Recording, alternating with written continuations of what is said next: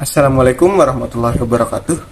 Kami dari kelompok 3 yang beranggotakan Ahmad Zainul Fadil, Fahdi Nakanita, saya sendiri Muhammad Hiransyah, dan Suci Nur Adila. Di video kali ini kami ingin mempresentasikan hasil diskusi kami, yaitu tentang modal usaha. Ini adalah agenda dari presentasi kami, yaitu materi, kemudian tanya jawab, dan yang terakhir adalah kuis. Ini adalah daftar materi presentasi kami. Yang pertama adalah pengertian, yang kedua macam-macam modal, dan yang terakhir adalah sumber. Baiklah, tanpa menunggu lama lagi, langsung saja kita menuju ke materi yang pertama, yaitu pengertian yang akan dibawakan oleh Fahdina Kadita. Oke, mari kita mulai dari pengertian modal dulu ya, or in English is capital. Menurut Mukijat, pengertian modal adalah seluruh hal yang dimiliki oleh pihak perusahaan, baik itu berupa uang tunai, kredit, kepemilikan mesin, properti, hak dalam membuat dan menjual sesuatu dalam bentuk paten. Nah, paten artinya kepemilikan atas suatu nama atau brand ya. Permohonan hak paten dapat diajukan secara online ke website DJKI atau Direktorat Jenderal Kekayaan Intelektual. Nah, kemudian menurut Thomas W. Zimmerer, beliau juga menambahkan bahwa bentuk modal itu juga dapat berupa uang kas, persediaan, pabrik, dan juga peralatan. Oke, materi selanjutnya akan disampaikan oleh Firmansyah. Baiklah, sekarang saya akan menjelaskan tentang macam-macam modal. Macam-macam modal terbagi menjadi dua, yaitu modal investasi dan modal kerja. Modal investasi dan modal kerja memiliki perbedaan baik dari segi penggunaan maupun jangka waktu. Modal investasi digunakan untuk jangka panjang dan dapat digunakan berulang-ulang. Biasanya umurnya lebih dari 1 tahun dan dipergunakan untuk membeli aktiva tetap seperti tanah, bangunan, mobil operasional, mesin-mesin, peralatan, dan aktiva tetap lainnya. Sementara modal kerja digunakan untuk jangka pendek dan beberapa kali pakai dalam satu proses produksi. Jangka waktu modal kerja biasanya tidak lebih dari 1 tahun dan dipergunakan untuk membiayai kegiatan operasional usaha seperti biaya bahan baku, biaya listrik, biaya air, biaya telepon, gaji dan upah pegawai, dan lain-lain. Modal kerja bisa berasal dari modal sendiri maupun modal pinjaman atau bisa keduanya. Modal pinjaman bisa diperoleh melalui pinjaman bank, namun hanya untuk usaha yang sudah berjalan. Biasanya, dunia perbankan dapat membiayai modal investasi dan modal kerja, baik secara bersamaan maupun sendiri-sendiri, tergantung kebutuhan dan permintaan nasabah. Pemberi pinjaman modal kerja berharap bahwa modal ini dapat memproduksi arus kas yang lebih tinggi guna memastikan pembayaran kembali pada akhir siklus produksi atau penjualan. Modal kerja atau working capital merepresentasikan dana-dana temporer perusahaan. Modal tersebut digunakan untuk mendukung operasi normal perusahaan dalam jangka pendek. Akuntan menyebutkan modal kerja sebagai aset lancar dikurangi kewajiban lancar. Kebutuhan akan modal kerja meningkat dikarenakan adanya ketidakseimbangan dalam arus kas masuk dan keluar dari usaha akibat fluktuasi musiman yang biasa terjadi. Penjualan kredit, penjualan musiman, atau perubahan permintaan yang tidak dapat diramalkan akan menciptakan fluktuasi dalam arus kas perusahaan kecil. Untuk bagian selanjutnya akan dijelaskan oleh Ahmad Zainul Fadil. Assalamualaikum warahmatullahi wabarakatuh. Nama saya Ahmad Zainul Fadil dan saya akan menjelaskan tentang pengertian modal menurut Leonardus. Modal usaha menurut Leonardus Saiman dapat diartikan sebagai faktor produksi yang mempengaruhi keberhasilan usaha, seperti peningkatan modal, pendapatan, dan volume penjualan. Dan ada beberapa poin lebih detail mengenai pengertian modal menurut Leonardus. Modal usaha adalah faktor produksi yang mempengaruhi keberhasilan usaha, seperti peningkatan modal, pendapatan, dan volume penjualan. Modal usaha dapat diartikan sebagai sejumlah uang dan barang yang digunakan dalam menjalankan kegiatan-kegiatan usaha. Modal usaha dapat berupa harta benda seperti uang, barang, dan lain-lain yang digunakan sebagai pokok atau induk untuk berdagang, melepas uang, dan sebagainya. Semakin besar modal usaha, maka semakin tinggi pula keterampilan yang dibutuhkan dalam pengelolaannya. Modal usaha juga dapat mempengaruhi minat berwirausaha seseorang. Modal usaha yang cukup dapat meningkatkan minat seseorang dalam memulai usaha. Modal usaha dapat diperoleh dari berbagai sumber, seperti pinjaman bank, investasi, atau modal sendiri. Modal usaha yang cukup dapat membantu usaha untuk berkembang dan memperoleh keuntungan yang lebih besar. Modal usaha juga dapat digunakan untuk memperluas jangkauan pasar dan meningkatkan kualitas produk atau layanan yang ditawarkan. Modal usaha yang dikelola dengan baik dapat membantu usaha untuk bertahan dalam jangka panjang dan menghadapi persaingan yang semakin ketat.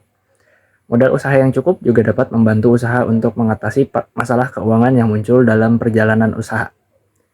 Sekian dari saya, terima kasih. Hai, welcome back with me, Fahdina. Di sini aku bakal jelasin tentang perbedaan modal sendiri, modal asing, dan juga ekuitas. Oke, let's check it out. Nah, untuk pengertian modal sendiri, kalian tahu lah ya bahwa kepemilikan pribadi yang kalian gunakan untuk keperluan suatu usaha. Adapun kekurangan dalam menggunakan modal sendiri yaitu biasanya usaha yang dilakukan adalah relatif kecil. Hal ini disebabkan adanya keterbatasan modal yang digunakan, sehingga sulit untuk membuka usaha dengan skala yang besar sekaligus. Nah, sekarang adalah kelebihan dari penggunaan modal sendiri, yaitu seperti tidak adanya beban untuk mengembalikan utang maupun bunga pinjaman. Nah ini modal asing, pinjam dulu 100. Modal asing pengertiannya adalah pembiayaan yang didapatkan oleh pemilik perusahaan dengan meminjam dan biasanya harus dibayarkan kembali bersama dengan bunganya. Contoh dari modal asing yang pertama, pinjaman dari dunia perbankan, baik dari perbankan swasta, pemerintah, maupun perbankan asing. Contoh dari modal asing yang selanjutnya adalah pinjaman dari lembaga keuangan seperti perusahaan pegadaian, modal ventura, asuransi, leasing, dana pensiun, koperasi, atau lembaga pembiayaan lainnya. Dan selanjutnya adalah pinjaman dari perusahaan non-keuangan. Ekuitas, apa ya? Nah teman-teman, tadi kan kita sudah mendengar apa itu modal sendiri dan juga apa itu modal asing kan. Nah sekarang muncul istilah baru nih, yaitu ekuitas. Ekuitas ini masih berhubungan dengan yang namanya modal asing dan modal sendiri yang sudah kita bahas sebelumnya. Tapi untuk mendapatkan kesimpulan dari makna apa itu ekuitas, kalian harus paham dulu nih apa itu aset dan juga liabilitas. Oke, langsung aja ya. Nah, coba teman-teman perhatikan gambar yang ada di slide. Ini ada paman bakso kan? Nah, paman baksonya bilang apa? Saya punya harta. Oke, apa aja nih harta yang dimiliki oleh paman bakso dalam menjalankan usaha? Let's say ada kursi, LPG, panci, mangkok, micin, gerobak, kuah bakso, dan seluruh isiannya kol, pentol, dan lain-lain. Nah, yang kalau di total mencapai angka 10 juta. Let's say 10 juta lah ya. Nah, 10 juta ini disebut dengan aset. Jadi, aset adalah total dari semua kekayaan yang dimiliki oleh paman bakso tersebut. Nah, itulah aset, oke? Sampai di sini aset paham ya, guys? So, setelah ditanya-tanya, setelah kita interview lagi paman baksonya, ternyata ada nih barang yang dimiliki oleh paman bakso ini yang masih ngutang. Misalnya, gerobaknya ini masih ngutang sama Fadil. Atau bahkan kursi merahnya ini masih ngutang sama Firman atau Suci. Nah, tapi kan ini sah-sah aja kan ya, karena paman baksonya nanti juga setelah laku bakal bayar kembali utang gerobak sama utang kursinya. Nah, sisanya berarti adalah barang-barang yang dimiliki secara langsung oleh paman bakso kan. Setelah ditotal-total, barang yang ngutang tadi seperti gerobak sama kursi tadi totalnya adalah 2 juta. Nah, ini disebut dengan liabilitas. Jadi, liabilitas itu sama dengan semua kekayaan yang statusnya bukan milik si paman bakso dan harus dibayar di kemudian hari. Itu namanya liabilitas. Jadi, liabilitas juga sama dengan hutang. Nah, tadi kan ada nih barang-barang yang statusnya nggak ngutang ya kan? Yaitu selain gerobak dan kursi. Contohnya ya let's say yang ada di gambar LPG, kuah bakso, dan lain-lain. Yang ketika di total jumlahnya adalah 8 juta, ya kan? Tadi asetnya 10 juta, dikurangi liabilitasnya 2 juta, berarti sisanya 8 juta kan? Nah, yang 8 juta ini disebut dengan ekuitas. Oke? Ekuitas dapat juga disebut dengan modal bersih. Modal yang memang dimiliki oleh perusahaan yang statusnya bukan hutang. Oke, sampai sini clear ya guys untuk materi ekuitas kita. Aku kembalikan ke pemateri selanjutnya atau ke moderator. Dadah! Baik, selanjutnya ada kelebihan dan kekurangan suatu modal.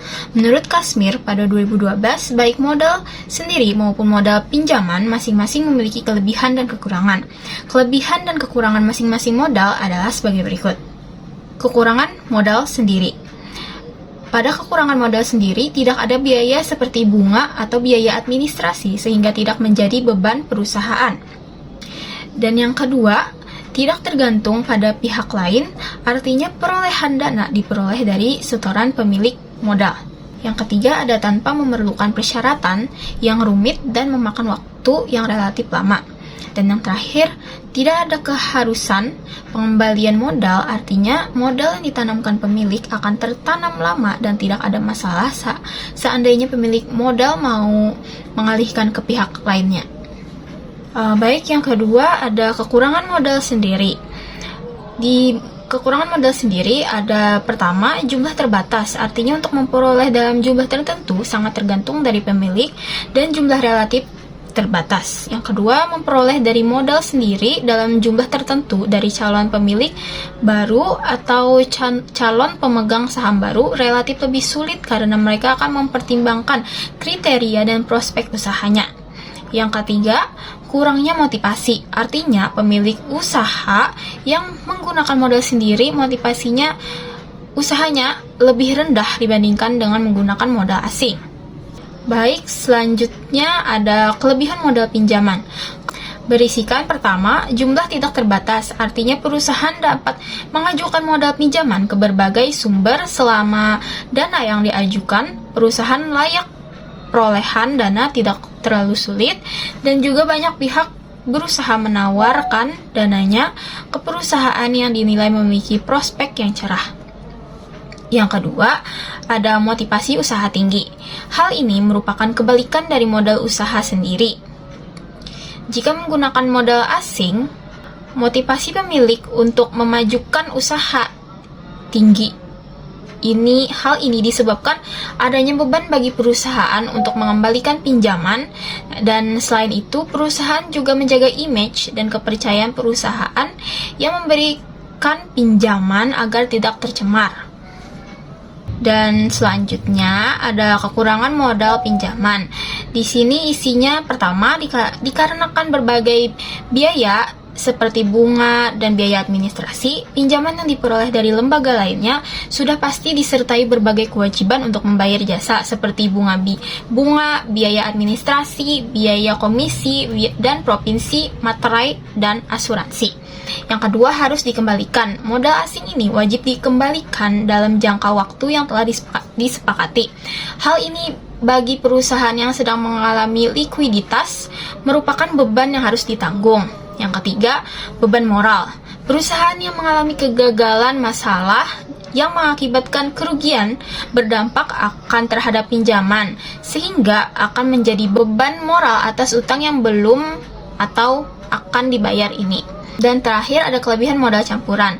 Modal ini dapat mengatur komposisi modal yang diperlukan secara seimbang. Artinya, persentase modal pinjaman disesuaikan dengan kebutuhan atas kekurangan modal sendiri. Baik, sekian dari saya.